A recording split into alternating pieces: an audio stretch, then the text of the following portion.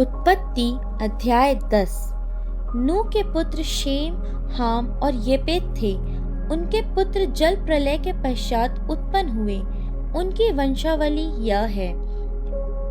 येपेत के पुत्र Gomer, Magog, मादै, यावान, तूबल, मेशेक और तिरास हुए। गोमेर के पुत्र अशकनज, रीपत और तोगर्मा हुए।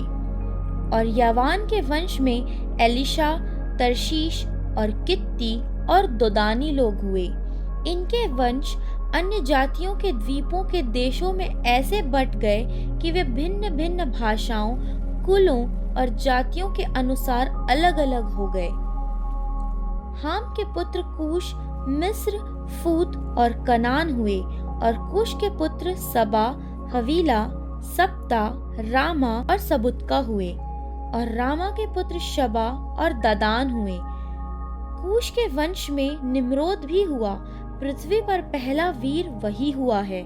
वह यहोवा की दृष्टि में पराक्रमी शिकार खेलने वाला ठहरा। इससे यह कहावत चली है, निम्रोद के समान यहोवा के दृष्टि में पराक्रमी शिकार खेलने वाला। उसके राज्य का आरंभ शिनार देश में बेबीलोन, एरेक, अक्कद और कलने से हुआ। उस देश से वह निकलकर अश्शूर को गया और निनवे, रहोबोतीर और काला को, और निनवे और काला के बीच जो रेसेन है उसे भी बसाया। बड़ा नगर यही है। मिस्र के वंश में लूदी, अनामी, लहाबी, नप्तूही और पत्रूसी, कसलूही और कप्तोरी लोग हुए। कसलूहियों में से तो पलिश्ती लोग निकले। कनान के वंश में उसका ज्येष्ठ पुत्र सिदोन, तब हीत, यबूसी, एमोरी, गिरगाशी, हिव्वी, अर्की, सीनी, अरवर्दी, समारी और हमाती लोग भी हुए। फिर कनानियों के कुल भी फैल गए और कनानियों की सीमा सिदोन से लेकर गरार के मार्ग से होकर अज्जा तक, और फिर सदोम और अमोरा और अदमा और सबोयीम के मार्ग से होकर लाशा तक हुआ।